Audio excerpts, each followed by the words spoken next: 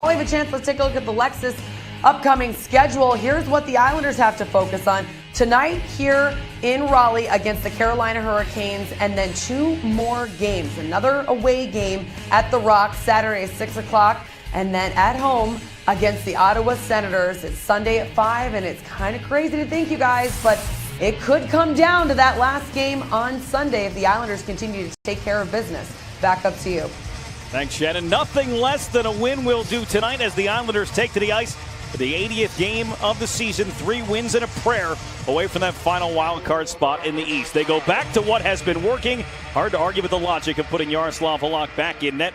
The results have gotten them back into this race. Eddie Lack making his second start since he had to be taken off the ice on a stretcher following collision against Detroit last Tuesday.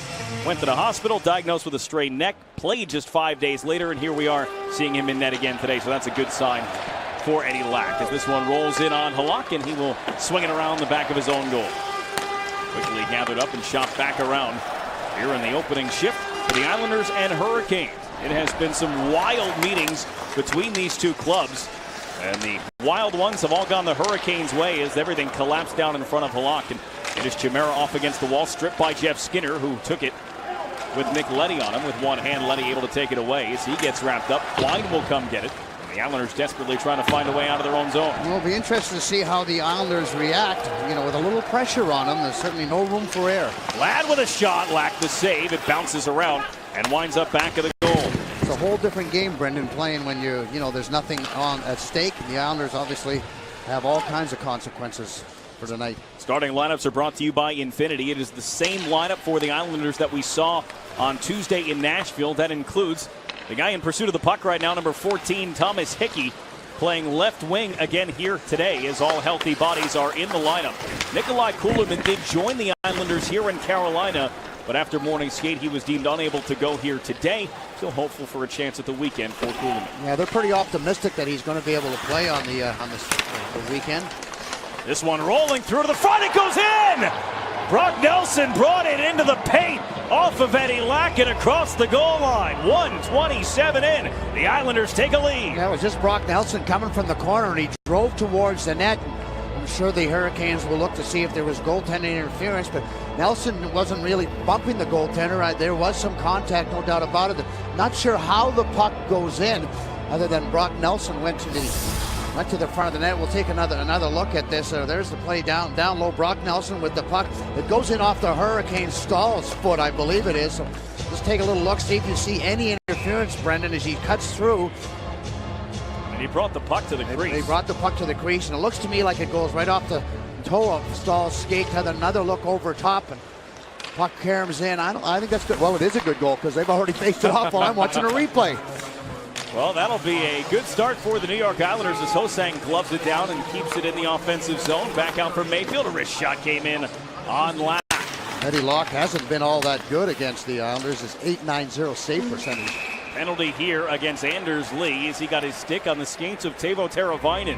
And so the Islanders do get an early goal, but they also face an early power play from Carolina. Yeah, tough penalty to take at this point in time, just after you kind of established the pace, giving yourself a 1-goal lead, and now you put the Hurricane team on the power play. Now, they're not all that great. There's a little hook by Lee as he couldn't clear his stick away from Teravainen. A big kill for the Islanders. Got off to the kind of start they wanted to. Now they want to maintain that lead. Nelson's goal was unassisted at 1:27. Islanders have the only 3 shots in the game, but it is a Hurricanes power play. This one ricochets off to the far boards. A power play that ranks 19th in the National Hockey League. That snapshot hit his own man, and it comes neatly to Kyle Clutterbuck, who clears it down. Hurricanes were working on that power play this morning. Had a couple of different groups worked on their entry, and then spent time in the offensive zone trying to create some offense.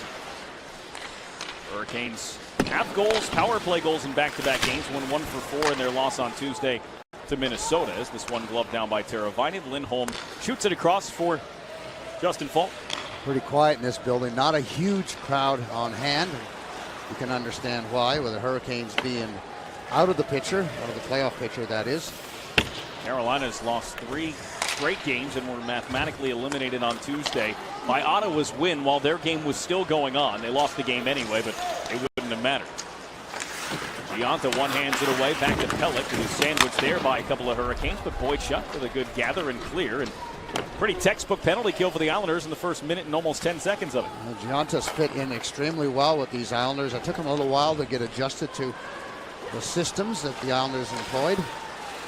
Jeff Skinner. But since then, he's been pretty solid. He was a good, solid fourth-line player, penalty killer with the New Jersey Devils. Big part in their success, the Devils.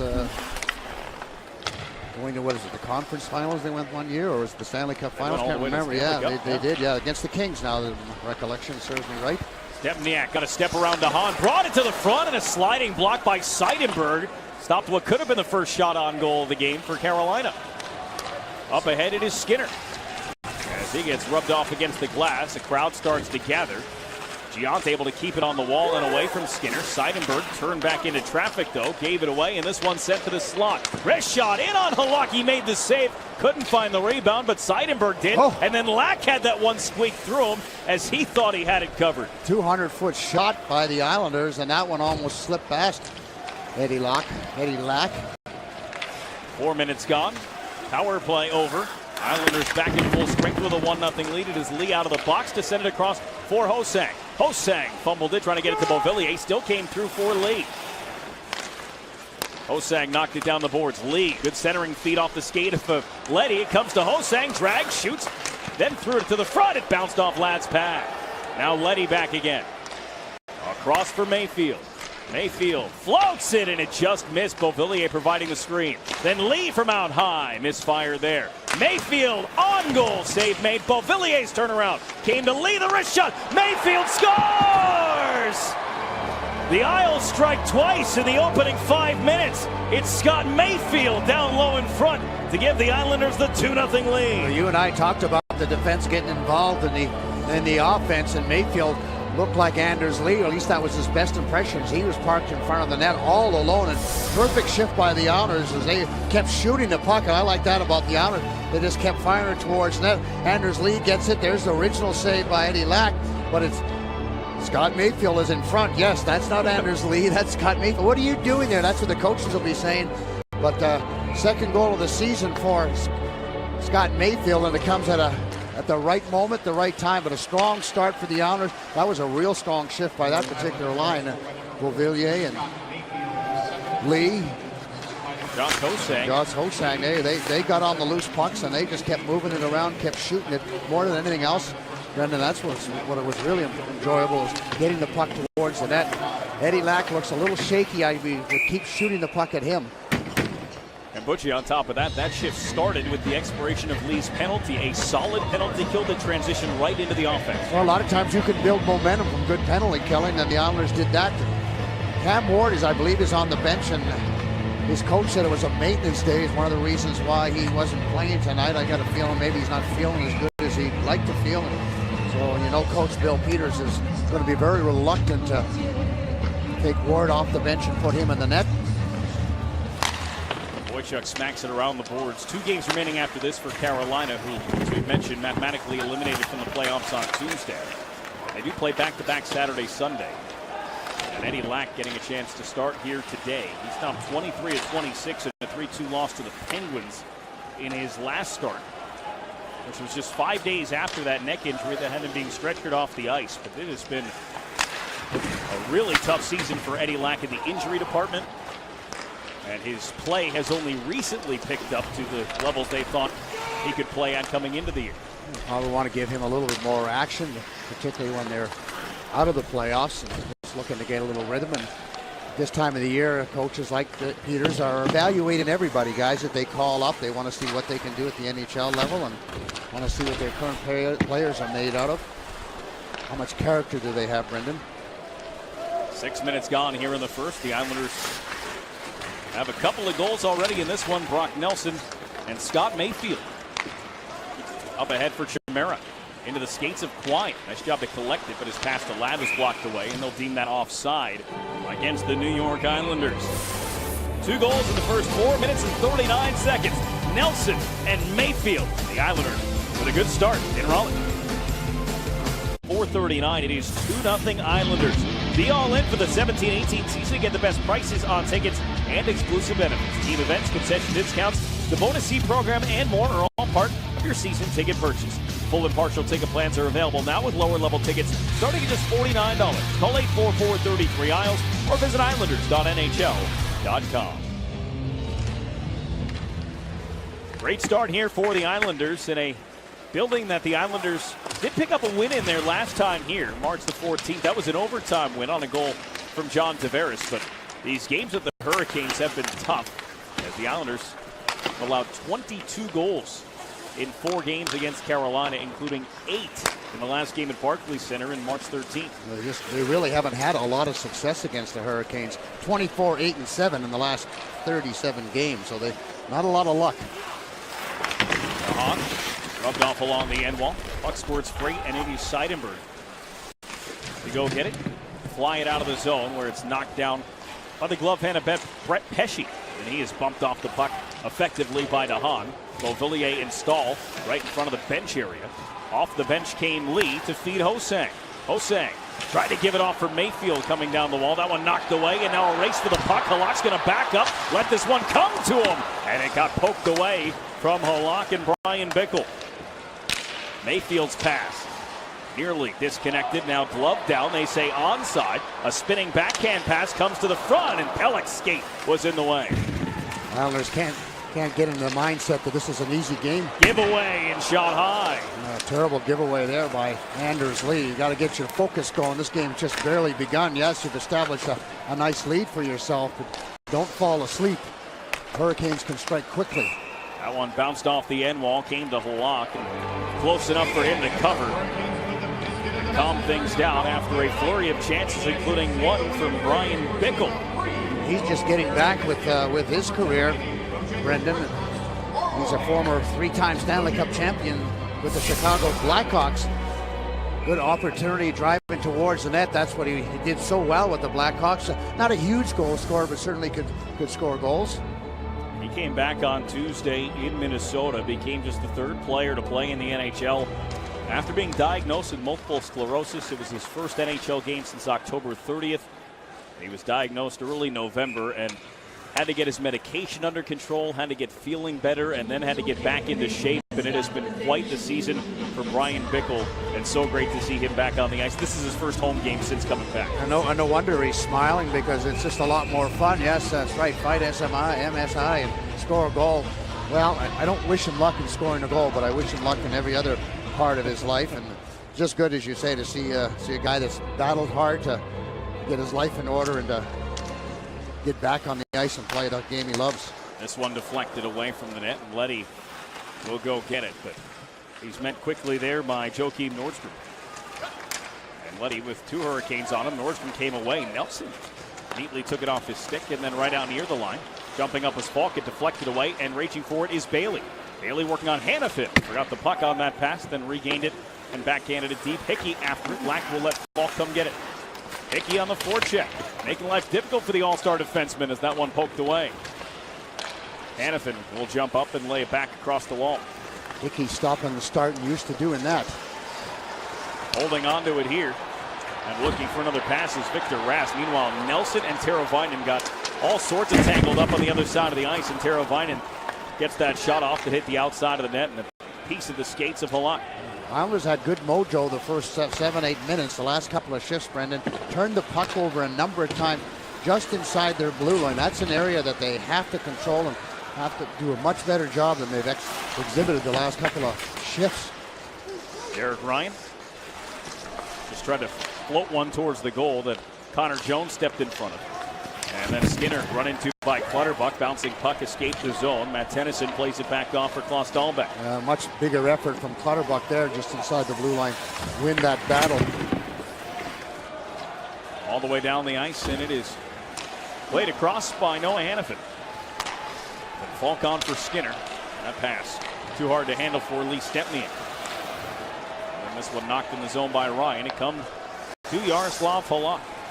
Hurricanes taking away the middle part of the ice just inside the blue line. The Islanders have to be aware of that and get themselves in position for a pass, not just stand anywhere they please and be covered.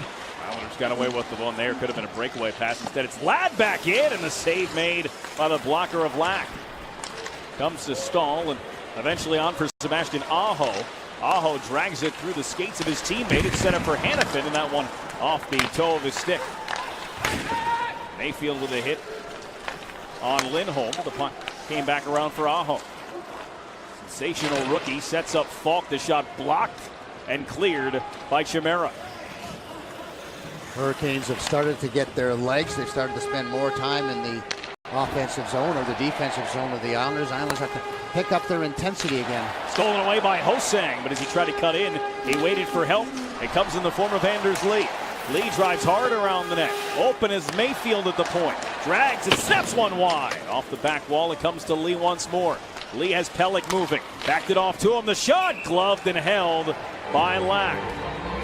Well, that line had a rough shift a couple of minutes ago, but it gets back some offensive chances. The Isles still with a 2-goal cushion. The New York Islanders, MSG Networks, all of us here would like to send our well wishes to Kyle Okposo and his family, who was last night admitted to the hospital in the ICU in Buffalo. Still very little known about what exactly is ailing him, but obviously very serious condition for Kyle Okposo, and he is certainly in our thoughts and prayers, and we got that sentiment in the locker room this morning from the players and coaching staff as well. Yeah, we've all got to know Kyle Okposo for a number of years that he was a member of the New York Islanders, and checking my Twitter account last night, it wasn't just Islander fans, it was a hockey community as a whole. We're all wishing and praying for the well-being of Kyle Okposo and his lovely wife Danielle and their family. So Kyle, everybody's thinking about you and wishing you the best. Lillier shot knocked away. Islanders with a 2-0 lead here to start their must-win hockey game here in Raleigh. They have just one win in 4 tries against the Hurricanes, and it came in overtime. As Pelech comes back to take it behind Yaroslav Halak, who has been sensational since coming back up to the American Hockey League in Bridgeport. A goals against average less than 2, and Mayfield is going to head to the penalty box after getting a little too aggressive with Sebastian Aho. Cross-checking is the call. Yeah, a little push from behind, and it's always a tough penalty to take because there's so much cross-checking, as we all know, that goes on in the game, and you're never sure when the referees are going to call it. Mayfield had an opportunity to move it, and again, it's a lot of it's to do, I think, with the cross-checking. If you're 3-4 feet away from the boards, Brendan, they start to worry about it being a dangerous play, albeit Aho didn't have any major injuries or any real concern from that aspect. But the Islanders will go back on the penalty kill. But again, move the puck in a hurry, start standing still, and you run into trouble. And Mayfield started to stand still and was checked. Islanders penalty kill over the last 9+ games, very good. Have killed off 19 of 22, including one earlier in this period. They'll get one of their penalty killers back, supposedly, with Nikolai Kulemin, and that'll certainly help them in their cause. Islanders play again Saturday in Newark, Sunday at home against Ottawa. Islanders hopeful that he can take part in those couple of games, as this one set up back for Noah Hanifin. Then over on the far wall, played back to Hanifin straight away. He snuck a shot that just crept wide, bounced into the circle, and sent back to Hanifin. Wanted to shoot it again, goes to Skinner instead. He'll fire, and Seidenberg got down on a knee. Here's Giunta with a chance to clear, takes a moment, and then lifts it down the ice. Skinner, the big goal scorer for these Hurricane team, with 35 goals. That's a career high for him. He's been on a real tear as of late. 15 goals since March 1st for Jeff Skinner. He does lead the team with 8 power play goals. As it's held in just at the line by Falk and then kicked around down low. Aho was on it, and Chimera got to it, but this one kept in. Falk over for Aho. Aho down to the goal line. Lindholm knocked away and punched to the corner. Grabbed by Ladd and steered down the ice. Good support for the Islanders. Chimera coming down low and helping out both Pelech and Johnny Boychuk. So the Islanders with a lot more support down low, been able to pick up those loose pucks and help the goaltender out after the original save. One of the reasons why the Islanders called up Connor Jones when John Tavares was injured was to help out on the penalty kill. We hadn't seen him so much over the first couple of games, but here he is getting an opportunity to kill penalties. They run the same systems down in Bridgeport with head coach Brent Thompson. It makes it somewhat easy to plug him right in. Well, all you got to do is have some pretty good hockey sense and be a good skater, play with a lot of energy, and you can be a pretty good penalty killer. And those are attributes that Connor Jones Seems to have, and certainly the coaching staff, as I mentioned with his first shift in the game, is going to watch him, monitor him, and see if he can gain the trust of the coaching staff. So the scoreboard there from the game between Boston and Ottawa. Drew Stafford has the goal. Boston has the lead, and that is news the Islanders fans like to hear. The Islanders not only need a win here today, but need a loss by either Ottawa or Toronto to keep them alive. Toronto's loss can be in overtime. Ottawa's would have to be in regulation. Up ahead with it, it is Nelson. Flipping off to the wall, and Hickey to come get it. Went to center, hit a skate. The Islanders have gone 2 for 2 here in the first period on the penalty kill. Hickey's got a man wide open in front, but the pass couldn't connect with Bailey. He just backed off and set up shop on the far side, and really no one seemed to care about it. Good job by Slavin to get into that passing lane and went down low and took that opportunity away from Thomas Hickey, as Brock Nelson would have had a little tap in. Letty now with it at center. Will string it back around the boards. Lack came out and just took a look at it. Set up for Nordstrom and backed off for Falk here. 5:40 to go in the first period. Islanders scoring twice in the first. 4:39. That score has held since. Shots 9-3 for New York. Lee snuck it through. Ho-Sang tied up Hannafin. Puck came to Beauvillier. Lost it at the line. Would have been and now is offside as that puck kicked around the blue line of the Hurricanes. So Isles up by 2. And a first period action between the Islanders and the Carolina Hurricanes. Isles up 2-0. We want to let you know, coming up in the forward intermission report, we're going to have an Islanders player walk-off interview. Also, a look back at overtime heroics for Thomas Hickey. All that and more coming up in our intermission report, but still some time to play here in the first period. 5:25, you guys. Back up to you. And thank you, Shannon. Hickey with the overtime winner on Tuesday. 5 of his career 17 regular season goals have been overtime game winners. Just some guys just have a knack, even though they're not by nature, goal scorers. Certainly Thomas Hickey is a defenseman, so you wouldn't expect him to score a lot. But in those 3-on-3 situations, there's no real position. It's just a matter of getting into the holes and putting yourself in position for the big moments. Thomas Hickey does that extremely well. Aho with it for Carolina. Threw it to the net. It bounced lively off Lack's left pad. Came back out to the top. Sent back around by Pesce to Elias Lindholm. On the cycle for Stahl. Stepped out and shot it from a sharp angle. Halak made the save and then back in front. That one tipped away from Stahl. Back of the goal. Aho. Worked on by Mayfield, who took a penalty in a similar situation not too long ago. Rammed up the wall. Lee couldn't get it out. Ho-Sang nearly picked the pocket of Stahl. Beauvillier on for Ho-Sang, who travels across the blue line, cuts in. Ho-Sang tried to curl with it. Had a tough time getting it to stick. Had it for a moment. Did a full 360. Came back to it. And then slid on for Quine. The return pass, though, broken up by Slavin. There's no fear in that man's game. There's just absolutely none. He has all the confidence in the world, and he's going to try whatever thing he has in his bag of tricks, Brendan, and then he's not going to be thwarted. He's not going to be denied, and it's just a fun guy to watch play with the energy and the confidence, and obviously the skill. Ladd is buried, but handed off to Chimera, flying down the wall. Sent around for Quine in the corner. Alan Quine, bump but stays on balance, and then around for Chimera again, right back up. And there is Alan Quine, a little room this time. Rolled on him, got it back. Quine turns it towards the net and went around the back of the goal. Coming in is DeHaan to challenge, and he's able to keep this one on the offensive side for the Islanders for a moment, but taken and charging up ice with it is Lee Stempniak. Off the boards and in. A lockout to grab it. Steered it away from Ryan, but right to Skinner. Jeff Skinner with a shot that went through the Seidenberg's legs, but then wide of Halak. Here's Hannafin. Back across for Falk. Challenged there by Connor Jones as he takes it away and brings it off in front of the benches and then serves it ahead for Giunta. We'll send Jones in on the forecheck. Yeah, that was a great job of using your stick for the forecheck on the very gifted offensive defenseman Justin Falk. 20-year-old Hannafin cruising up the ice before he ran into Clutterbuck and Jones, and now a shot from Falk, just a little bit off the mark. Looking for his teammate in front of the net. Here's Falk again, all-star representative, second among all NHL defensemen in goals as Letty steers this one away. 17 goals this season for Justin Falk. That's a career high for him, and scored a lot more even strength goals this year. Last year, I believe he had 12 power play goals. This year, he's been able to get a few more on the even strength side. He's still a power play threat, but not like he was last year. Only Brent Burns has more goals as a defenseman. Wojciech, his snapshot still had enough juice behind it to jump over the glass and get into the seats. You can stream live Islanders games on MSG Networks with MSG Go. Take the action with you no matter where you are. MSG Go is available at the Google Play and App Store, and download it today. Take your Islanders with you on the road.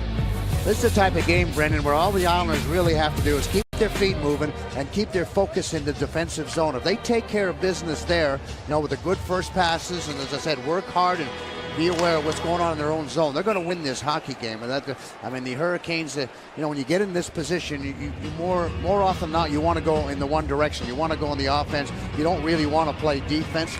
And so I really truly believe that the Islanders are going to get their opportunities and their offensive opportunities. They just can't get a little lax in the defensive zone. Bill Peters said 3 games to go. They want to finish the right way, but how difficult is it in that first game after being eliminated? It's very difficult because, you know that there's a trip in front of the net. Took a stick between the legs, and Ladd came over and put Victor Rask, the offender, down to the ice. None of the officials saw it. Brock Nelson still just now getting to his feet. We'll see if there's going to be any kind of a penalty. If it's a major penalty, the linesman can call that. Now the referee who didn't get his hand up, at least I sure didn't see it. It looks like there's going to be a penalty, and Hurricane is already in the box. Victor Rask is in the box. Take a little look in front of the net. There's the high stick as Nelson goes down, and you can see Rask trips over him. Take a little look there. You can just see that high stick as he tried to just give him a little bit of a love tap more than anything else. Watch the top of your screen. There's a stick up in the facial area. Brock Nelson goes down, and Rask over top. And it is a 4-minute double minor that is assessed to Victor Rask. And the Islanders power play is brought to you by Volkswagen. Yeah. Here's your opportunity, Butch. There really is, and that's another point that you and I talked about, is the Islanders needed to bring the special teams to the forefront, particularly the power play, which has not been very good. I believe it's 28th overall, so golden opportunity to create a 3-goal lead just in the first period. Hurricanes average less than 6 minutes in penalties per game. They take 4 on one swing and a stick from Rask. So the Islanders have a power play for the rest of this period and then some. Trying to build on this 2-0 lead. It is Ladd tried to go out to the top, but that pass intercepted, and now Nordstrom races away. We'll take it as far as the red line before putting it off the back wall. And this is a team that can score shorthanded goals too. They have 10. The Islanders can't get lackadaisical out there. Get your feet moving and be aware of what's going on. Look out in the middle of the ice. Boy, oh boy, the Islanders were lucky there as Lindholm was wide open. He would have had a breakaway with a little better pass from Slavin. So Islanders, for me, a little casual. 1 minute. Final minute here in the first period as Wojciech charges into the corner. Ball cut off his stride. And New York will be chasing again. Oh boy, this is where you miss Ryan Strome and obviously John Tavares to take charge on the power play.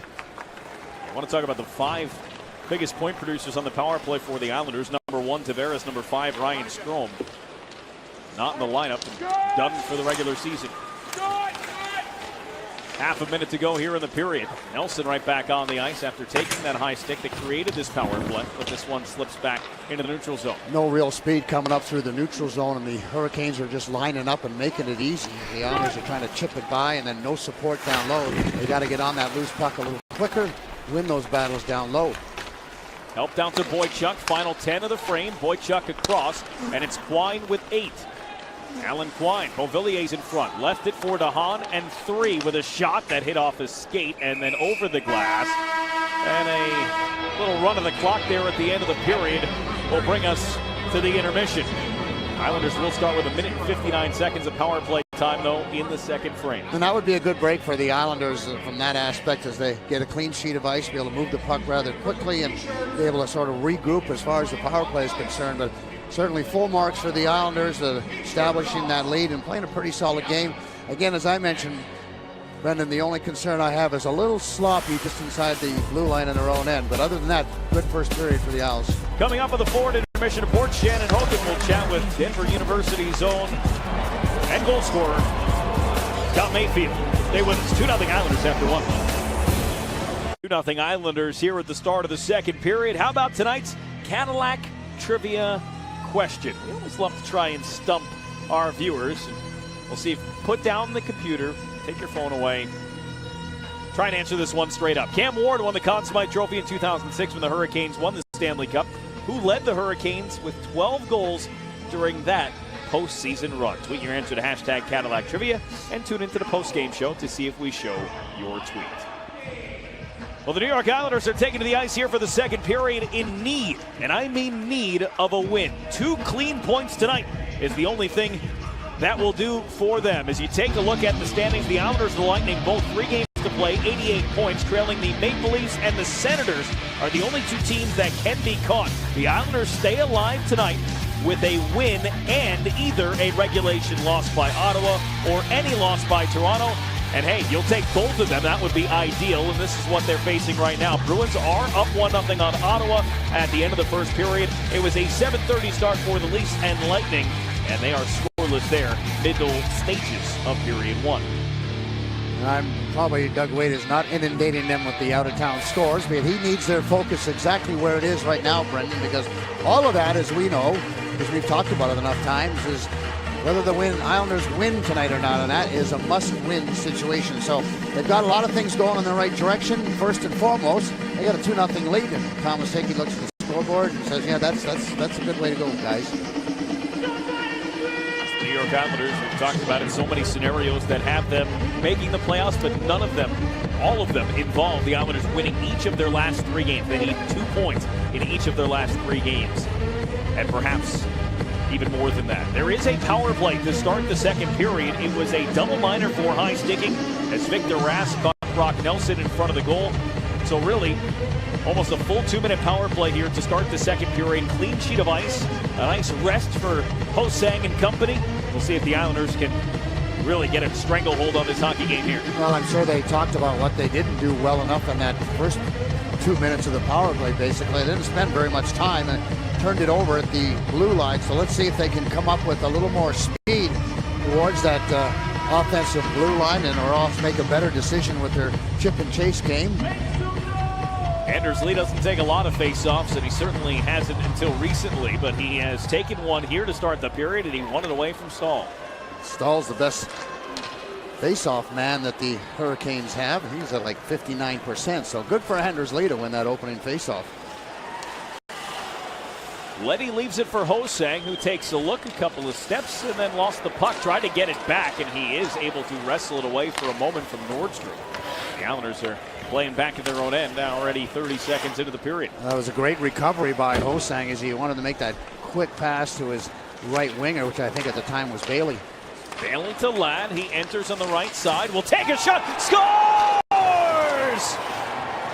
The quick release from Andrew Ladd, a power play goal, and a 3-0 lead. That's one thing certainly that Andrew Ladd possesses. I mean, that's why he is a goal scorer. He has a tremendous release, and that puck just jumps off the stick. And I'm not sure if Eddie Lack was ready for that particular shot. Bailey gets it up. Islanders were able to cross the blue line with speed. You can see Andrew Ladd's got his head up. He's not even looking. He knows where the net is, and that's why I suggested that maybe Eddie Lack wasn't paying all that much attention.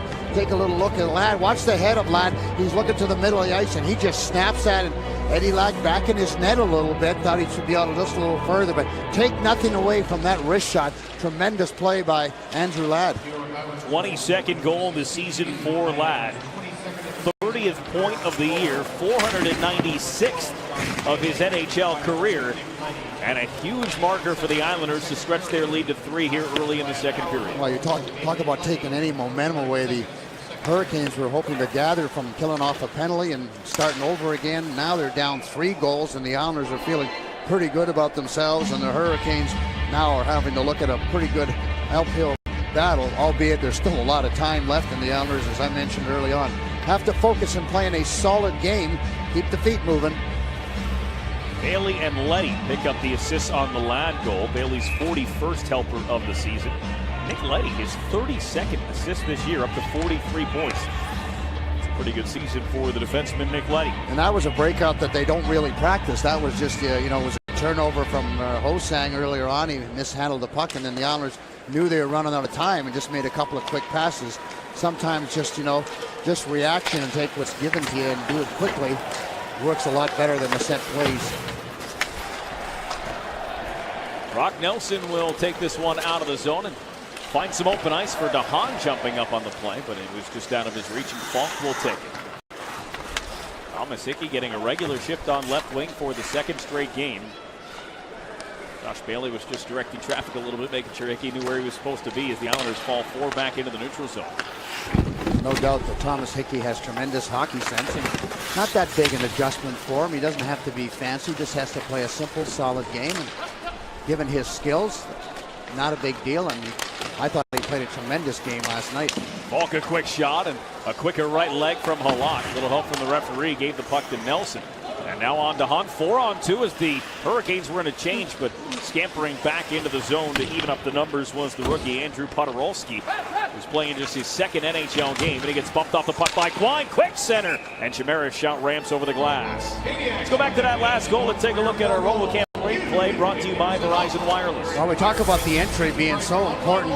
The quick pass, you're going to see the quick pass up to Josh Bailey, and he's got Andrew Ladd breaking down the right side on his off wing, and he just completely fakes Eddie out as he just looks to the middle like he's looking to pass it and just snaps it in the far corner. He's probably done that a million times, hasn't had that result each and every time, but certainly a guy that knows where the net is, and with a great release was able to beat the goaltender Eddie Lack for the Islanders' third goal. But good quick breakout with 2 passes.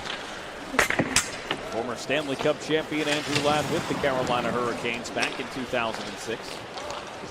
Now with 10 goals in his last 25 games for the Islanders.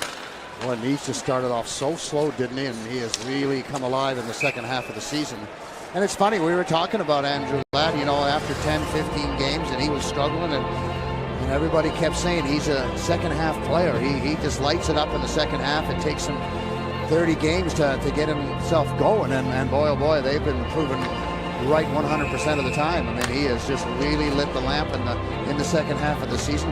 He could have played back in my day, because a lot of the guys, it took them 30 games to get in shape, Brendan. That's why they started off so slow. I'm not sure that would be Andrew Ladd's reasoning for starting slow, but certainly he has been very, very good since about that 30-game mark. Lee up ahead for Beauvillier, who comes in across the line and backs off against the boards. Knocked off his stick, it's Ho-Sang. Run into by Lindholm. Came back to Boychuk, put it into the glove of Lack. Going back to Andrew Ladd. Perhaps more than we knew on the onset was a back injury that he was dealing with. Wound up sitting out 4 games right at the coaching change, right when Doug Waite was taking over control of this team. And Ladd now 14 goals in 35 games since both the coaching change and potentially the healed up back issue. Yeah, when we listened to Doug Waite talk about Andrew Ladd, he just said, hey, listen, the guy's a warrior. He's been trying to play through some injuries, and obviously he wasn't getting it done. And he said, we just made a decision with management and with player that, let's get you healthy, and so we can see the real Andrew Ladd, and obviously they are not disappointed with that decision or the way Andrew Ladd has played, because he has been very, very good since that decision was made. He got a piece of that one, but Falk able to keep it in. Mayfield on the follow-up off the skates of Ho-Sang. Nearly bounced for Beauvillier, instead taken back in by Teuvo Teravainen. Teravainen out to the line. Hanifin shoved it right back down for Rask. Rask pass came to Falk. Falk walks and fires. Save Halak reaching back, and he keeps it out of the net despite some jabs in tight from Teravainen and Lindholm. Racing ahead, Ho-Sang. He'll get the red line and a change. Islanders with a little confusion in their own zone as Falk was able to spend a lot more time aiming that long distance shots, and Halak had to fight that one off with traffic in front. Came Jones, who laid a good hit behind the net. Rolled free. It was Seidenberg and Giante combining to keep it in. Clutterbuck with a shot too high. Off the glass, it caroms around, and Seidenberg has it again. Clutterbuck, the right-hander, is looking to go over the glove of Eddie Lack. Seen Clutterbuck shot become a factor in the last few games. A couple of goals last 4. And certainly the Islanders, that would be a welcome offensive production from Cal Clutterbuck. possesses that real good wrist shot. We talk about Andrew Ladd, the left-handed shooter, and Cal Clutterbuck, the right-handed shooter. Both of these guys have tremendous wrist shots. Clutter has a very heavy shot. Not sure exactly what that means. It doesn't come with any extra weight, Brendan. It just, when it hits you, I guess it hurts a little bit more. But Clutterbuck, we talked about him, his big contributions offensively last year, but he's started to heat up a little bit, and perhaps it's the right time for him to heat up and score a few more goals. That might enable his team to get into the playoffs. 15 a year ago, as Bailey tries to navigate out of the corner. Bailey all the way over, intended for DeHaan. Found Falk instead. Excuse me, that was Stepniak. Lee Stepniak now bumped into by Hickey. Forced it up the wall. Nelson turned it on goal, and Halak didn't see it cleanly off of Nelson. May have hit the skate of Hickey as well, but he's able to make the save and hang on. Yeah, he just doesn't look real comfortable in the net. He's been fighting the puck since the opening face-off, and I suggested that the guys keep shooting the puck at every opportunity and head towards the net looking for some rebounds, because he doesn't look as good as we've seen him at different times. And goaltenders, they go through periods like that where the ball's the size, or the puck is the size of a beach ball, and then other days it's the size of an aspirin. Right now, I suggest that it's an aspirin for Eddie Lack. Lack has dealt with 2 different concussions in what has nearly been a lost season for Eddie. He only appeared in 5 games in the first 4 months of the year, and one of those was a 28-second appearance as Bill Peters was just angling for an extra timeout by replacing his goaltender. This one on goal. What a save made by Halak. That left leg pinballed out and knocked that one away. Able to track that one in a hurry and shot the lower left leg out. Halak's toughest save thus far. He hasn't had a whole lot of tough ones, but that certainly was a good one for him. Pesce back to the wall, and then Bickle up top, and a quick wrist shot that Halak didn't see until it hit the wall next to him. Backhanded again out to the blue line. Pesce a drive. Halak got enough. Popped it over the glass and draws the whistle. Welcome face-off for the Islanders as they get an opportunity to regroup with a pretty good push by the Carolina Hurricanes. Halak down low with a little spinorama move, and there's the shot by Dahlbeck, and a great save by Halak. Islanders you can see two Islander guys on 1-4. The quick shot and the deflection in front of the net by McGinn on that shot from the point. So again, the Islanders are a little loose in their own zone. A little more communication sometimes helps you out. Falk around the back of the net. Went through the skates of Jordan Staal. Quine comes and puts him against the glass. Seidenberg joins the party and comes away with the puck. That one hit off the referee's skate. Still got through for DeHaan. Airmailed out to center ice, and Quine after. Hanifin just beat him there, but Ladd will quickly get this one back for New York. DeHaan from center. Off of Blackstick, and then the glass. Chopped ahead. Lindholm steered it down the ice. Seidenberg racing to it. Aho beat out the icing and then turned into a hit from Seidenberg. Challenge for the puck, and two bodies colliding, and Seidenberg, the wily vet, was able to win that. And the youngster, Sebastian Aho. Aho bumps Seidenberg back off the puck. Got it to Staal. Staal around the goal line. Reaching in was DeHaan. Got enough, and now it is Chimera ahead with Quine. Speed there, but the end of the shift for those guys, and with the tank close enough to empty, they go to the bench for reinforcements. Teravainen's pass sent down in on Halak. Plays it off the side of the goal. Not a very good dump in or chip in, depending what language you want to use for the Hurricanes. An easy exit now for the Islanders with a poor dump in. Hosang dances his way to the front with a pass for Beauvillier. Hosang again with it. Lee was working in front of the goal. Hosang still hanging on to it along the boards.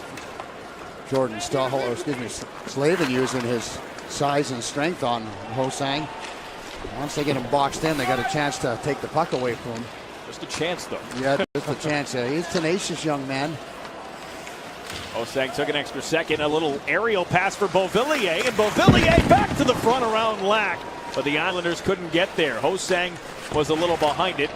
And the third line mate was in a line change and getting Jones out of the ice. Good job by Beauvillier to keep the feet moving. A little creativity there, recognizing that the goaltender was coming out. Just knew he could get him out of position and dump it in front of the net. But as you mentioned, Brendan, no teammates in sight.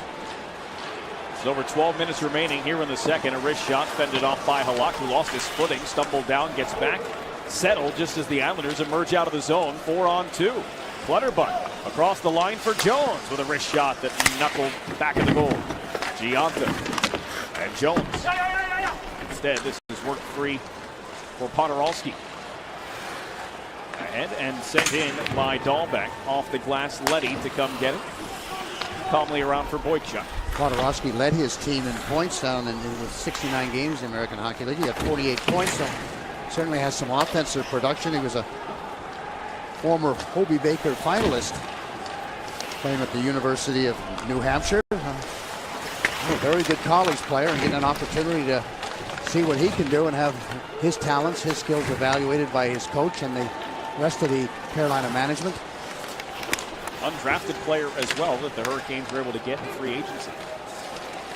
As falling down to the ice, both Nelson and Jones. And the puck comes back for Justin Falk. Quick step around Bailey. Falk charging through to the front. Boychuk deflected it away from Halak, and now Nelson got tied up, and that'll allow Bickle a chance towards the net. Around for Hickey. Hickey's pass to Nelson. Unable to clear. Ryan on the backhand. Drifts off to the boards. His passing options were cut off, so he'll lay it into the corner. And it is Lindholm. Leddy comes after him as Lindholm fumbled with it. Leddy all over him, but Stahl comes for support. Stahl's pass slowed. Lindholm gets it away from Nelson, kicked off the stanchion. And Stahl brings it around the goal once more. Boychuk after him. Stahl on net. Halak was ready and waiting. Hickey breaks up that pass, but it's still the Hurricanes in control. Long shift in the Islanders' end, and now it is Bailey with a little float in front of the bench. Islanders unable to get it deep, but now in the middle of a line change, couldn't get their wires uncrossed as they went to the bench for a change as Bailey tried to come back in offensively. We've played almost half the hockey game, and the New York Islanders, courtesy of an early Andrew Ladd goal here in the second, lead 3-0. 10-14 remaining here in the second period. Be all for Islanders with a 22-game half-season plan for the 17-18 season. Playoff priority, team events, free sale access, and more are all part of your half-season plan. Tickets start at just $29. Call 844-33-ISLES or visit islanders.nhl.com to secure your plan today. Ottawa Senators have just tied their game in the second period with the Boston Bruins. The Leafs and Lightning are still scoreless, winding down in period number 1. Their game started at 7:30 as this one jumps into the Islanders bench. And of course the Islanders needing not only a win here today, but either Ottawa or Toronto to lose in order to keep the Islanders' hopes alive. And the Islanders face the Senators on Sunday for what the Islanders are hoping is for all the marbles, but we shall see. Well, that's the situation you want, the one you can control. Right now they're not in control. They're having to take care of business themselves. They can control that game, but the other games they have no control, and that can be a very frustrating process. So Doug Waite would be telling them, stay in the moment, control what you can control, and see what happens after that. Nordstrom runs it down the wall. Seidenberg wraps it for Chimera. Makes a nice stop. Found a little space, and then his airborne pass was too far for Ladd. Couldn't be touched by Tennyson, and so it's icing and a face-off back towards Yaroslav Halak, who has made 14 saves so far in the hockey game. He has faced the same number of shots as Eddie Lack has at the other end, but he has stopped them all. Halak continues to, look sharp, and I like his battle level, Brendan. I mean, that's the one thing that I can see with Yaroslav Halak is he is really competing. I mean, he senses the opportunity. Senses a shot here. Pesci had nowhere to shoot out with Halak. This one batted out of the air, and Halak still able to glove it on what wouldn't have counted had it gone in. And the opportunity to play in the National Hockey League playoffs. Remember how well he played against the Washington Capitals a couple of years ago for these New York Islanders. And, I don't care who you are. You get the opportunity to play in the playoffs. You're going to push a little bit harder. And Halak is no different than anybody else. He's a competitive individual, and he knows that, if he makes his move, or this guy here plays his game with the Islanders, they can take care of business. And they just might make it with a little bit of luck. Doug Waite, at this point in time, I'm not sure who would play Friday, if it's Saturday and Sunday. Saturday, and whether Thomas Greiss gets the job. He's going to get one of those two games, and probably regardless of whether or not they're important or a factor in any way, shape, or form. But he's been good for the Islanders, and now Halak has stepped up. This one is off the high glass, back of the goal. First time Raliegh has faced the Carolina Hurricanes. All 4 meetings between these two teams prior to this one took place after January 1 when Raliegh was sent down to Bridgeport. As Hosang's pass to Beauvillier didn't connect, but it came back to him off the defenseman Pesce. And he turned that into a scoring chance with a shot off the glass instead. Here's Pesce trying to turn Hosang. Got by him, then the pass right through the slot. Nobody there to collect it for Carolina. Lindholm bumped by Seidenberg. Tries the near side of the ice. Out for Slavin. And now for Lindholm.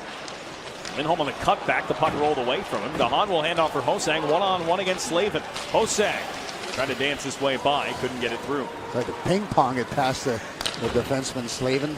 Slavin and Pesce both on the plus side. Slavin plus 24, Pesce 21. Everybody else is pretty much minus, which is an incredible feat for these two defensemen. The shutdown pair for Bill Peters' team. They've been nothing short of sensational for his team all season long. 4 other players are on the plus side of the ledger. All of them are +1. The team has combined 141 in the minus column when you take out those 2 guys who are +45. They've had a strong season. I asked Peters about those 2 guys, and was he surprised at the success he's had? He said, actually, no, Butch, they played very well last year, and they just built on it. Pass stolen away by Gianta.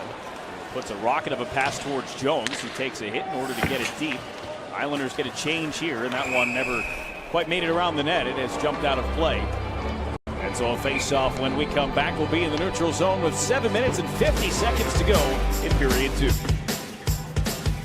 Tonight, the one in Boston, the one in Toronto, the one here in Raleigh. But how about the one in Chicago tonight, where Anders Lee's alma mater from Notre Dame facing off against Scott Mayfield's in Denver in what will be the second of the Frozen Four matchup. Number 1 Denver, number 13 Notre Dame. And you know those two will have a nice little friendly wager on that as well. Well, I hope Anders Lee got odds. I mean, you're talking about the number 1 ranking team and number 13, did you say, for University of Notre Dame? Well, they'll have fun with that after this game, and they'll have a lot more smiles on their face when the Islanders can have a W beside their game.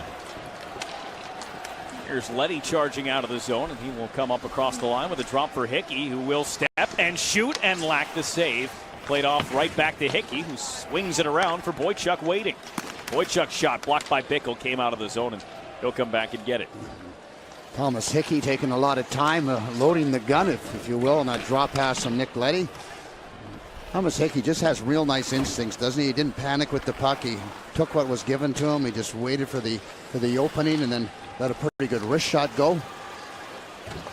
With speed around the back of the net, the pass was centered and went right through Nordstrom and all the way back close to Eddie Lack. That was a 3-on-2 the Islanders gave up. Haven't seen a lot of that type of hockey from the Islanders. They've been pretty structured thus far, something that Doug Waite preaches all the time, and even more important now for the Islanders, you know, with that 3-0 lead, not to give an easy goal to these Hurricanes.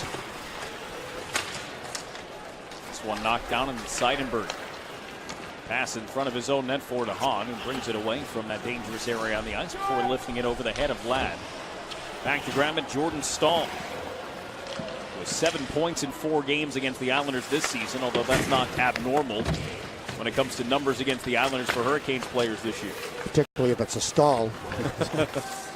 Jordan and his older brother Eric normally would feast on the Islanders, hence the very strong record that the Hurricanes have against the Islanders.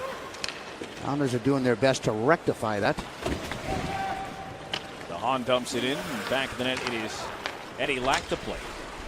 And stepping up is Lee, who took it away from Staal. Lee with his skates kept it. Now Beauvillier gloved it down. Pass comes to Staal, who works his way ahead. Anders Lee is becoming more and more like the number 27 that I played with way back in the 80s, when you talk about a guy that's strong in the corners and uses his whole body, his feet. This one kicked towards the front and alertly played away by the stick of Jaroslav Halak. And then sent down in the skates of Pesce, pop free. Pelech has Hosang trying to race ahead, and they couldn't hook up on the pass there, but no icing. Lack played it. Hosang's the first one on it, and he's got time. Dangerous to Mayfield. That one squeaked off of Lack into the corner. Then Pelech a quick drive. Hit off a body in front. And the Hurricanes able to escort it away. Skinner up across the line. Most dangerous Hurricane lost it as Pelech got a piece of his stick as he was about to pull the trigger, and Halak able to melt it down. Just over 5 minutes remaining in the second. All Islanders so far. 3-0. We talked about some of the things the Islanders would have to bring forth in this particular game, and one of the elements was the defense had to get involved and jump up into the play, and that became real relevant, and speed was a big factor as we watch Ho-Sang. He plays the game with an awful lot of speed, so good try there, but we talked about making sure they didn't get outskated. Thus far in this game, they haven't got outmatched at all, but they've driven to the net. They scored a goal. Doug Wade always on the chalkboard trying to make sure his team understands exactly what's going on. So they've done a lot of good things thus far, almost 2 periods done, and that's one of the reasons why they lead this game 3-0. 3 goals on 16 shots against Eddie Lack, who has not looked his sharpest. The Islanders will certainly take that as wrestling match behind the net. Both Skinner and Leddy probably guilty of something. But play continues as the puck drifts up the wall in possession of Jeff Skinner. A little give and a little take there. Skinner trying to put himself in a position to draw a penalty. Wojciechowski sets it up for Hanifin. Right back down, and Stepniak waiting for it. Wojciech got a stick on it. Failed it. This pass is behind Nelson, too far for Leddy. And comes to Falk. Falk snaps one, and a save made from Yaroslav Halak.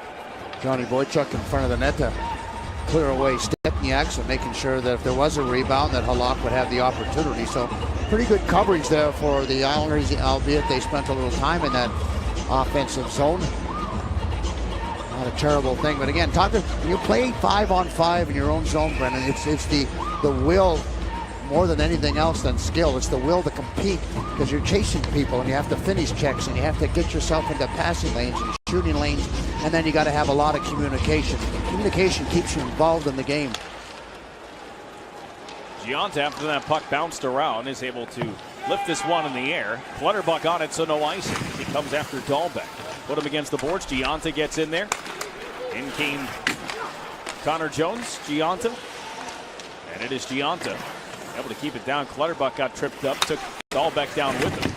Dahlbeck back on his feet to move it before Gianta could close in. And then up the ice, it's pushed down by Rask. To Hahn. Puck rode the ledge of the boards. Rask tried to maneuver away. Came to Gianta. And this rolling puck will drift back in front of Eddie Lack. Grabbed by Tennyson. Pushed ahead. Gianta got a piece of that one. So Mayfield overskated. Took a hit from Aho. Ladd came back though. Outlets on for Chimera. As he can move and so can Stahl. Stahl caught up to him. A little confusion there. The Islanders had it momentarily, but Gianta couldn't do nothing with it. Near the end of the shift, so Gianta with not a lot of speed. Stahl trying to stay on his feet. He got tied up with Pelech, and there was an opportunity there for Lindholm, but he overskated the puck. And they'll be talking on the bench, guys. Push hard, push hard. A couple minutes late, and there was a 2-on-1 for the Islanders with. Ladd's going to get a penalty here. That little chip went straight over the glass, and so a delay of game call will give the Islanders a penalty kill here, and the Hurricanes, with 2:56 to go in the period, up a man. Yeah, big kill for the Islanders. The opportunity for the Hurricanes to score a late goal, or late period goal. And Andrew Ladd playing really solid in his own zone, and that's just an open stick as he just tries to play that off the glass. With the Masters going on, you're talking about a lot of lob shots in this particular game, a lot of lob shots in the Masters. It's all about the angle of the stick, and Andrew Ladd just opened it up just a little bit too much. Too much loft. That hits the glass, it's an odd man rush. Oh, it's a 2-on-1, exactly right. This goes over the glass, delay of game. Third power play for the Hurricanes as Ryan steps into the shot that was knocked down by the glove of Halak, but not controlled. And then Pelech trying to get away with it, got it to Quine, who will clear it. Good job by Pelican behind the net. He wins the battle, and so often with penalty killing, it's about the one-on-one battles. How strong are you on your stick? Pelech was able to win that battle against Skinner. Off the skates of Stempniak. Now Ryan and Pelech fend off one another. Friendly bounce for the Islanders came to Boychuk, but it wasn't hard enough to get it out of the zone. Stopped by Hanifin. This one wrapped around, and it is Skinner. 2:15 to go in the period. Power play running down for the Hurricanes. They send it across, and Pelech got a block on that shot from Hanifin. There's a and hook. It's cleared, and a penalty called here. Saw that right away as Clutterbuck was about to clear the puck. Not sure who that is over there. Looks like it could be Ryan, who gets his stick up in the midsection. That's Ryan, the centerman. Just trying to prevent him from slapping the puck down the ice. You're going to see him extend the stick. What a play this is by Pelech. Tracks it all the way, knows where the pass is going, and gets the stick. Halak was in good position, and there's the stick right in the midsection. A little leverage right there for Ryan, and that power play is over. 4-on-4 for a little while, and then the Islanders will have an opportunity. That's right, a little while. We don't know how long that is. There was a malfunction with the scoreboard here at PNC Arena, and so that is exactly why we have a momentary delay. The officials are over talking to the timekeeper, trying to get it figured out exactly how much time of 4-on-4 we have. Penalty was called at 2:55 remaining. That's 51 seconds gone by. That's my mathematician skills, Brendan. So I'm a sharp guy when it comes to those numbers. So it should be a minute 9 seconds of 4-on-4, but they are having an awful struggle trying to get time up on the bottom of the scoreboard here in the arena. They figured out the 2 minutes up against Derek Ryan, but they've got to do the math that we just did and get a minute 9 seconds. They say a minute 8 seconds remaining on the penalty to the Islanders' Andrew Ladd. So 4-on-4 for 108 as they finally get it rectified. Open the ice up a little bit, and we're ready to go once more. Nelson, Bailey, DeHaan, and Seidenberg. 4-man unit for the Islanders. Stahl jumped quite a bit. Don't make them reset the clock again. They ran a second off it. They're not even going to bother with it. No, just delay the start of the clock a little bit. So DeHaan and Seidenberg, along with the veterans Bailey and Nelson. The guy to be careful with is Falk, who has a knack for scoring goals. So the Islanders will need to pay attention to him. Double team Lindholm. They got it away. Bailey didn't see that one coming on the other side of him. Trying to catch up to it here with Nelson charging for the goal, but back was Dahlbeck. Stop that try. Up ice is Stahl working on Leddy. Stahl to the outside. Leddy trying to keep him there. Stahl left the puck, got back to it. And then powers his way through to the front. And Leddy was able to hold him up. Long reach for Stahl, and had a little bit of an angle on Leddy, so he just kept his feet moving, leaning in to his left, hard left, and made it difficult for Nick Leddy. Bailey to Beauvillier on the cutback pass to Leddy. Gains the line of the Hurricanes. He'll slow and look. Back to Bailey, or Beauvillier, excuse me. And his backhand save was made by Lack. And then Lee couldn't reach the rebound. Beauvillier got the shot on net. There wasn't a lot of zip in that shot as he wasn't able to kind of set himself and really let it go. Islanders will be on a power play now. Ladd returns to the ice. 47 seconds to go. There's about 4 seconds differential between the penalty and the game clock here. Well, almost a power play through to the end of the frame. An abbreviated one, but could be an important one here. Back out for Boychuk. Has some room. Sends it over for Leddy. Tees it up for Boychuk, and that one just missed. Looked like Lack didn't even see it as it just zipped right by him. Heard the rebound is all he did. Boychuk shot his own man Ladd. Luckily not the big one. And as it trickles back down the ice, we're in the final 10 of the period. Ahead, Ladd on for Nelson. Left it to Lee, returned to Nelson. 4 seconds to go in the period. He's held up along the boards. Ryan comes out of the box to play it just as the period ends. And a goal from Andrew Ladd just 39 seconds into the second period increases the Islanders' lead to 3 after 2. You know, the Islanders are doing a lot of things well out there. And most importantly is they're not giving the Hurricanes a whole lot. They're having to deal with a couple of pushes here and there by the Hurricanes, which is their home club. But I think overall it's been a pretty close checking game. Their structure has been good. Their focus has been pretty solid. So they're playing in the offensive zone, Brendan. They're giving themselves some chances. But as I said, I like the defense on the team right now. Coming up on the Chevy Intermission Report, Andrew Ladd will talk with Shannon Hogan about his 22nd goal of the season, plus some highlights of some important games around the league for the New York Islanders, who are up 3-0 after 2. Third period here from Raleigh. Brendan Burke and Butch Goring with the Islanders up 3-0. No John Tavares, no Travis Hamonic, no Ryan Strome, no Casey Cizikas, no Nikolai Kulemin, no Shane Prince, but they've got Brock Nelson They've got Scott Mayfield. They've got Andrew Ladd. Those guys have scored goals for the New York Islanders tonight. And because of that, they're 20 minutes away from what would be their 39th win of the season. Their walking wounded list is starting to outgrow the healthy people for the New York Islanders. 6 regulars out of the lineup. And the Islanders, this Islanders team, who have played the majority of the last 4 games without those 6 players, trying to win their 4th straight game for what would be the first time this season. And they also need some help, and they just got some in the form of a goal for the Tampa Bay Lightning. The Maple Leafs can afford to get 1 point without the Islanders facing elimination on their behalf, but the Ottawa Senators, if they get a single point, they will clinch and make the Maple Leafs the only team left for the Islanders to catch in the standings. Ottawa and Boston are tied at 1 at the end of 2. Well, right now the Islanders are doing their best. They're doing their job. That's the first order of business, is win your own hockey game and then see if you get any help. We'll check that in about 30 minutes from now.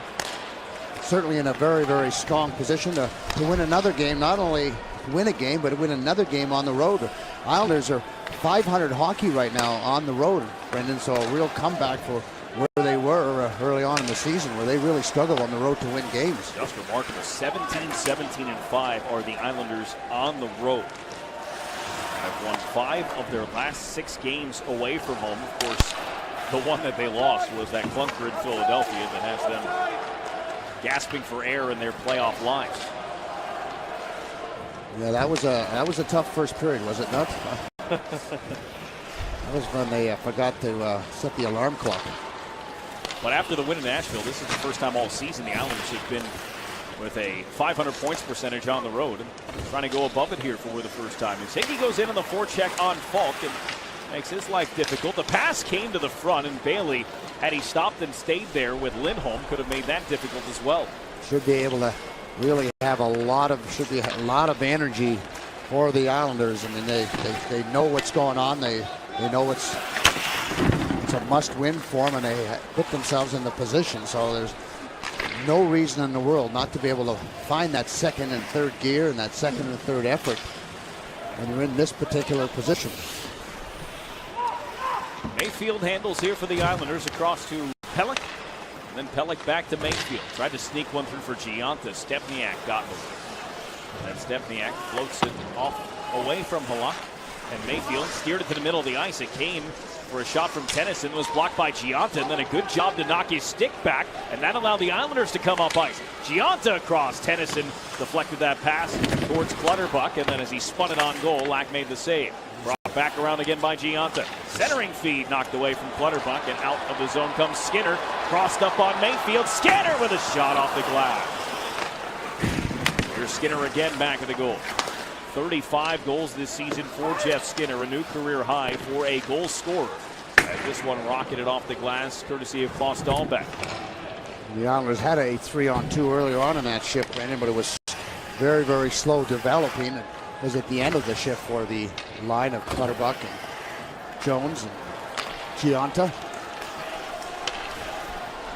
Jacob Slavin in across the line. Slavin's backhand off the outside of the net.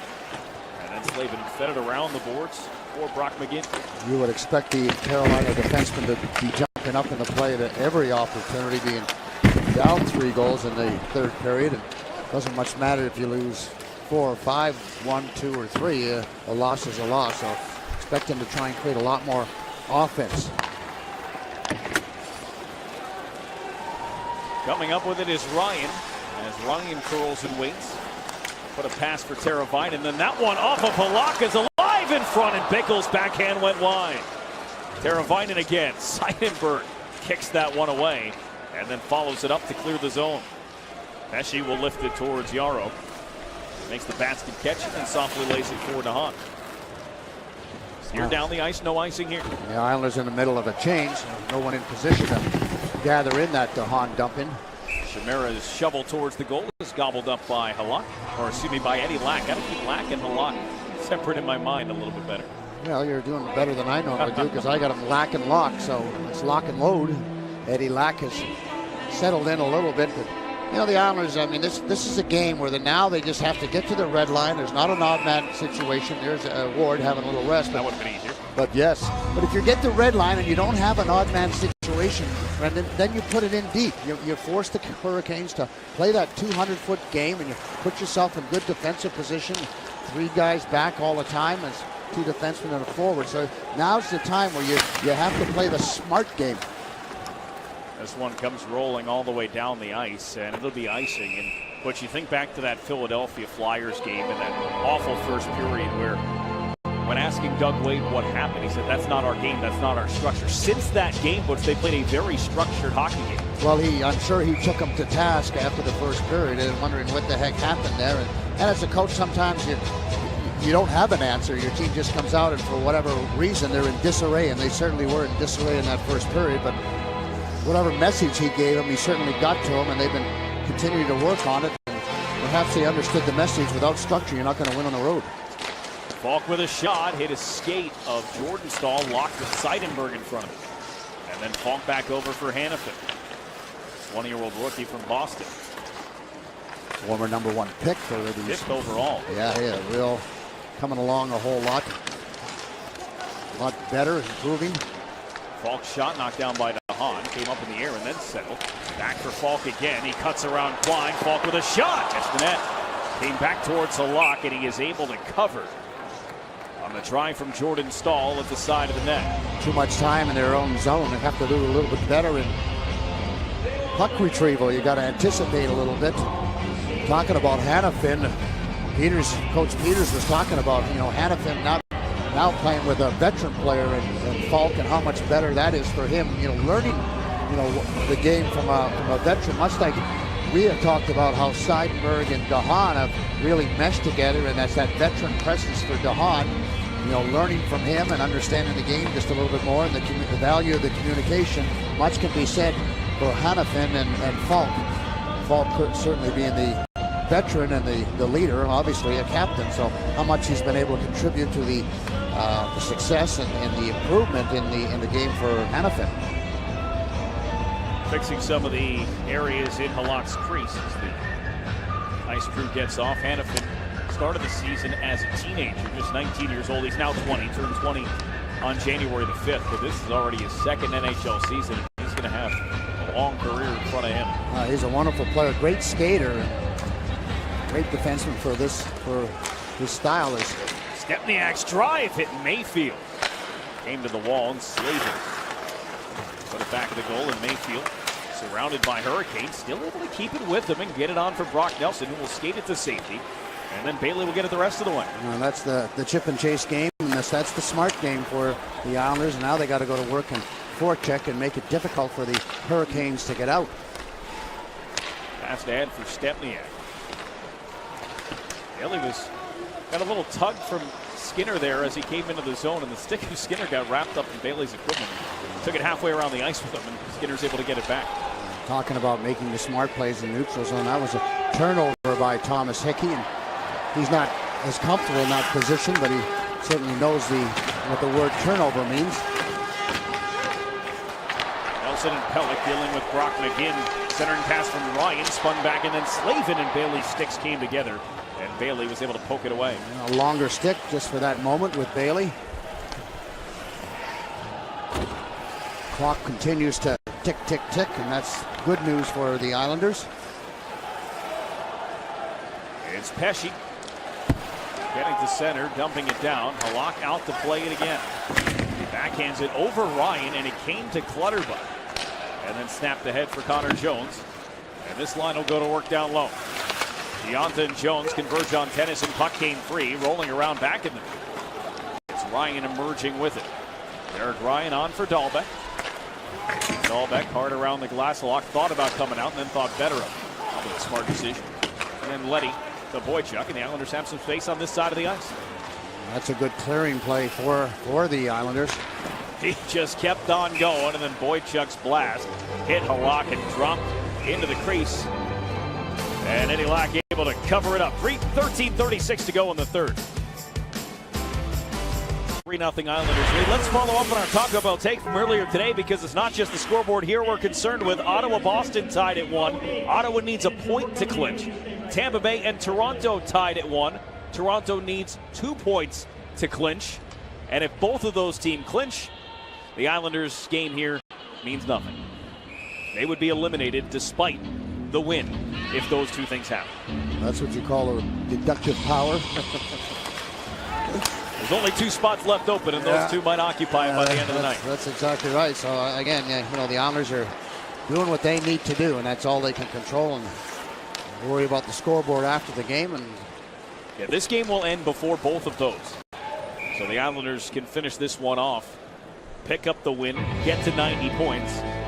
Sit in the dressing room and wait for the results, and they'll be nervous people. Senators and the Bruins are into their 3rd period. They've got about 15 minutes to go, so we're just slightly ahead of them. Again, Ottawa only needs 1 point, so if that 1-1 score doesn't change, no matter what the outcome of that game is, they get 1 point, they would clinch. They're playing without Erik Karlsson in that game. Boston is playing without Brad Marchand, who was suspended for 2 games, the final 2 games of the regular season, and lost Corey Krug to a lower body injury early in that hockey game. Here's Falk with lots of room, winds and fires, and Halak is seeing the puck extremely well tonight. The Islanders' defense are doing a nice job of keeping the Carolina Hurricane forwards to the side, so that allows Halak, even though that was a good shot by Falk as he walked right in and had a blistering slap shot goal, but Halak had a good look, and you're right, he's tracking the puck extremely well, and he's in the zone right now, no doubt about it, and he's been there ever since he got called back up. He had plenty of action down in the AHL. He was sharp. He went on that long road, that long win streak down in the 12 games, and he worked on his game. He was a true professional, and he's had an opportunity to kind of reestablish his career late in the season, and certainly has done absolutely nothing to change anybody's mind that this is an NHL goaltender.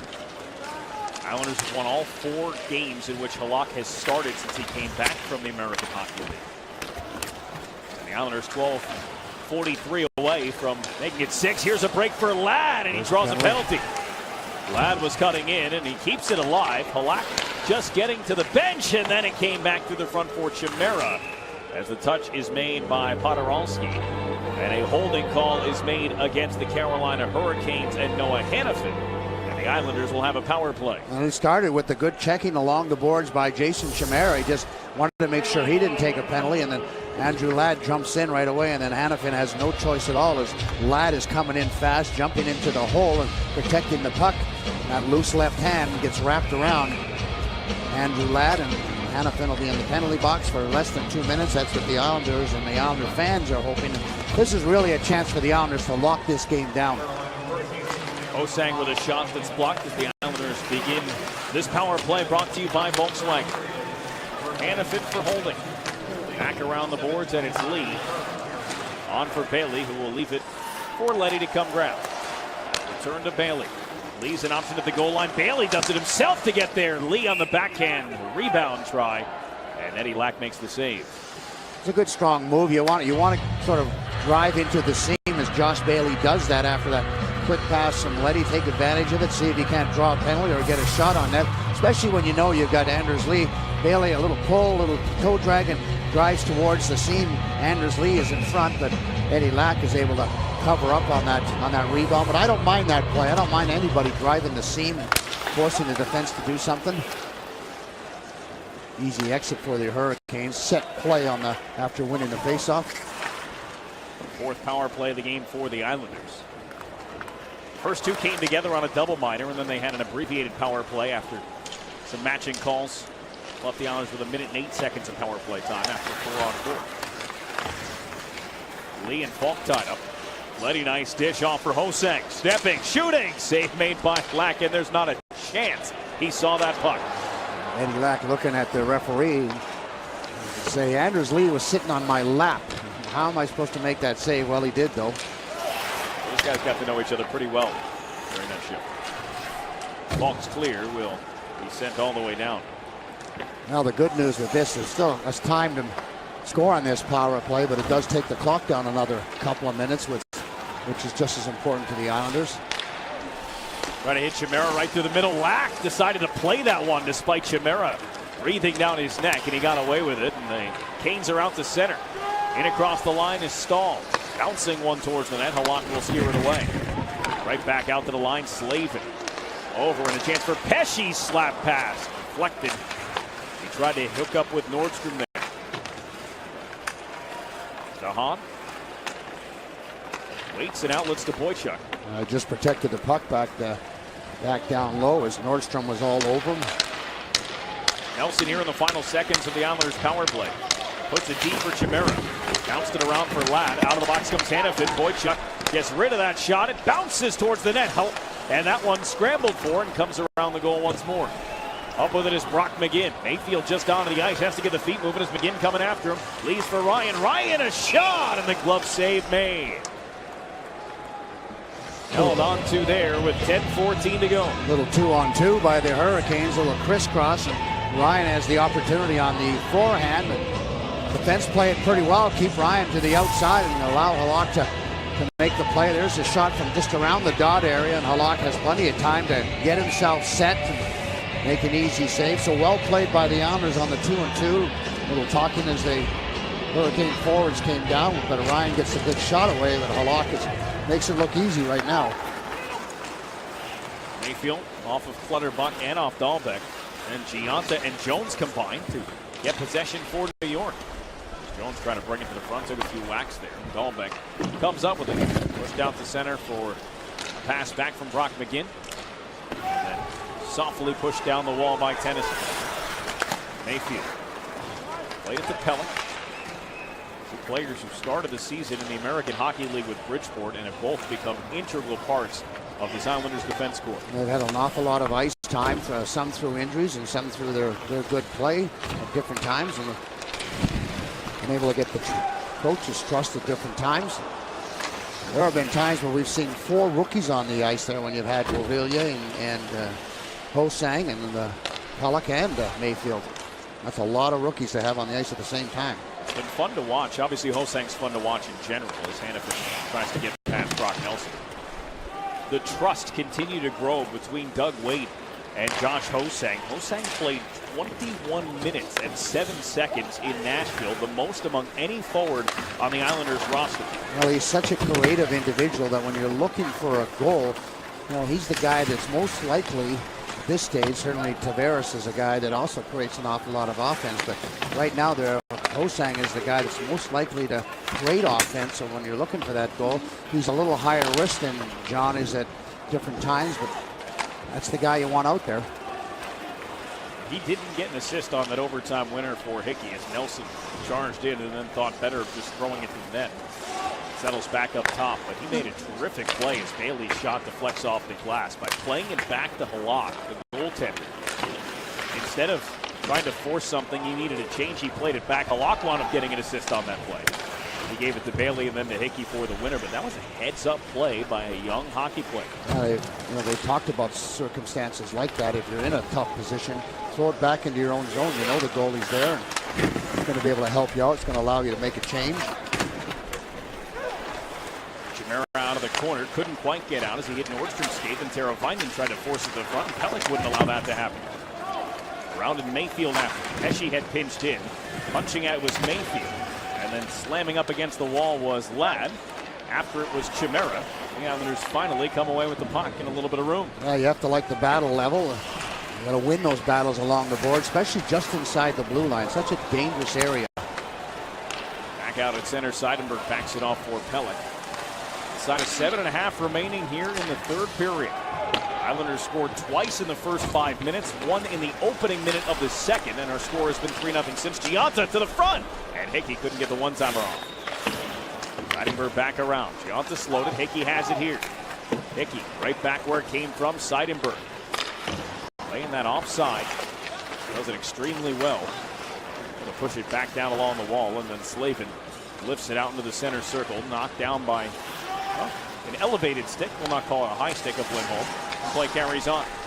Stahl spins on Seidenberg off the skate of Dahan and just crept wide of the post. Hickey coming down low. Yeah, a lot of different line combinations for Doug Wade. Got Hickey out there with No, now it's Jonathan Clutterbuck. Here's Aho. Clutterbuck quickly on him. Stahl wrapped up with DeHaan. Be careful there. Hickey got bumped. DeHaan came back. Giant able to stick it by Tennyson and get it out of the zone. Couldn't follow it up though, and Clutterbuck beaten to the puck by Dahlbeck. That was really good support in the defensive zone. It allowed Gianta just to push that one outside. Defense looking for a change now as DeHaan has been out there. Excuse me, as Seidenberg's been out there a while. He'll be able to get it here as Lee charges into the offensive zone. Lee to the outside. The Islanders leading goal scorer. Little shimmy down low. Got away for a moment. Tries to follow it up. Couldn't stay on his feet. And get it pushed up into the end wall by Dahlbeck at the end of the play. And Anders Lee will now chase after Brock McGinn. Shots on goal 27-23 for the home team as Lee finds himself collecting snow once again. Yeah, that's what happens when you get a little tired. You don't have the balance that you had early on in the game. Let's not forget how much hockey these guys have played over the last couple of weeks. 2 more games to go. 5:38 left in this one. On the scoreboard, our keys to the game are brought to you by GMC. See the pros, your local GMC dealer. We are professional grade. Brock Nelson has goals in back-to-back games, getting his 19th of the season. To kick this one off, Yaroslav Halak has made 27 saves. None have gotten by him. And Scott Mayfield chipped in a goal, a rebound in front to bury his second of the year and first since before Christmas. Bury it. Out of town scores. Senators and Bruins are tied at 1 in the third period. That game less than half the third period to play. Tampa Bay has taken a 2-1 lead over the Maple Leafs. The Islanders cannot afford for the Senators to get a point and the Maple Leafs to win. That would eliminate them from playoff contention. Good race by Chimera. Prevents an icing call. Boychuk finds himself alone deep inside the Carolina end. Gave to Chimera. Pushed back around. And then Ladd for Boychuk. Back to Chimera. It is 5-on-5, right? Yeah, it is 5-on-5. Well, the Islanders trying to keep the puck in deep, keep it to the outside, and really just maintain control. And, you have enough goals to win, so you don't have to get careless with it. Even in the offensive zone, make the smart plays, chip it in behind the net. There's Lee Stempniak backing off to the boards, waiting for Skinner to get involved. Stempniak got away from Mayfield. Dangerous pass with Gianta's stick right next to him. Slavin bumped it down.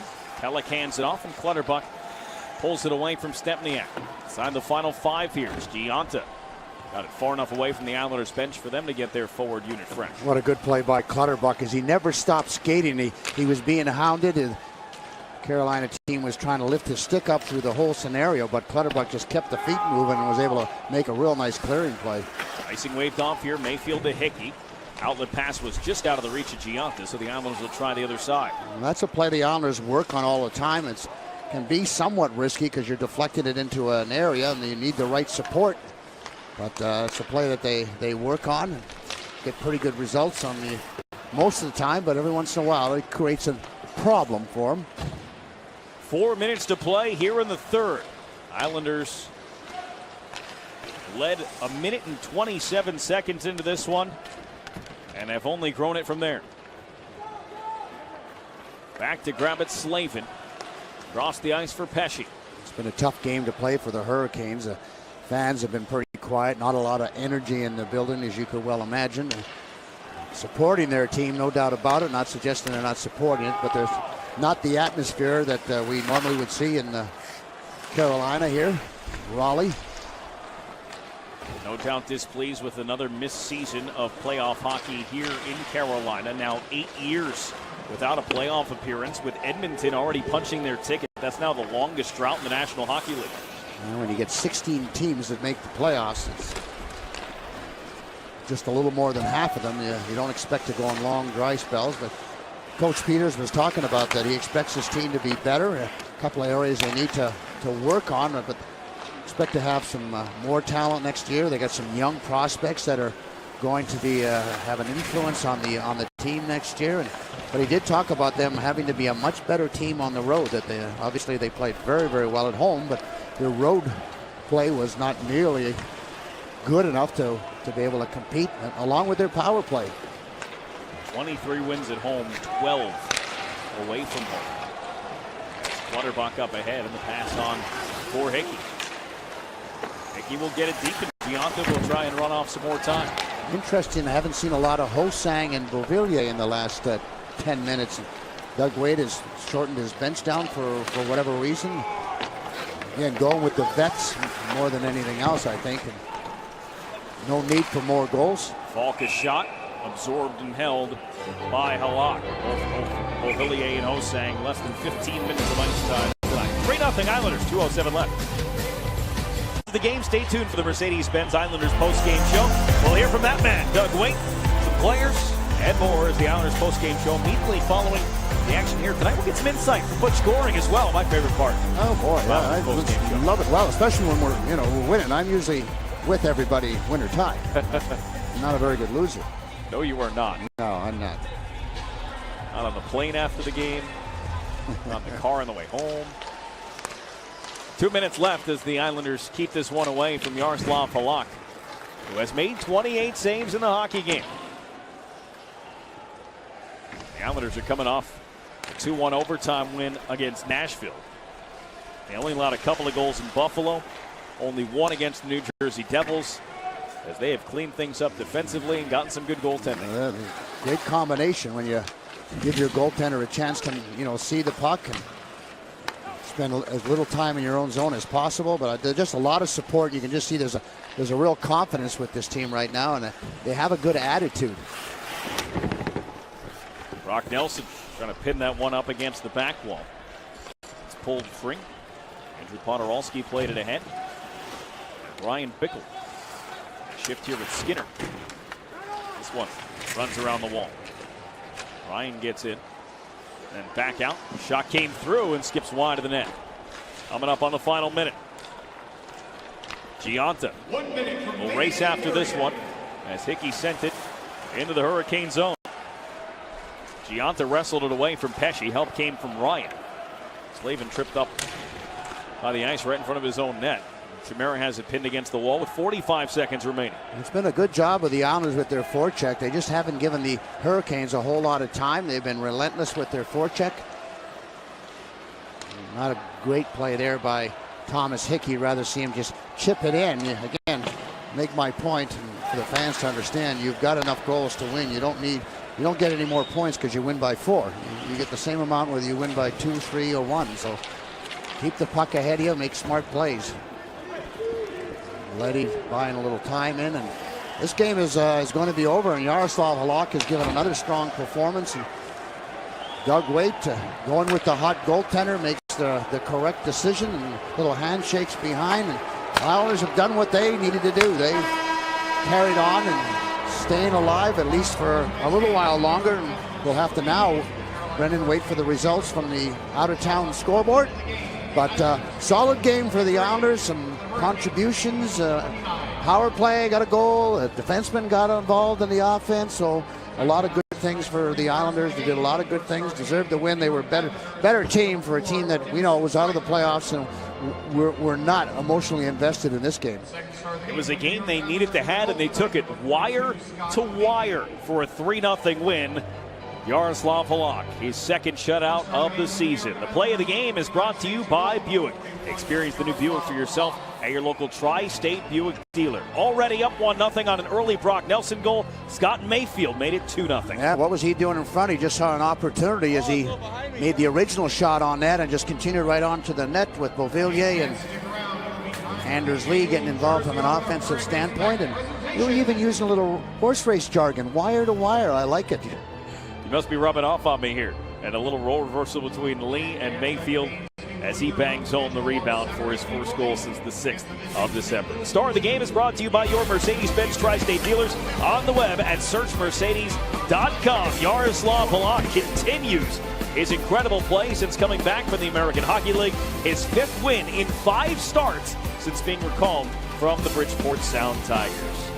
Islanders still have a couple of games left on the schedule. Saturday night, the Islanders battle the Devils. Our coverage starts at 5:30 on MSG Plus, but stay tuned.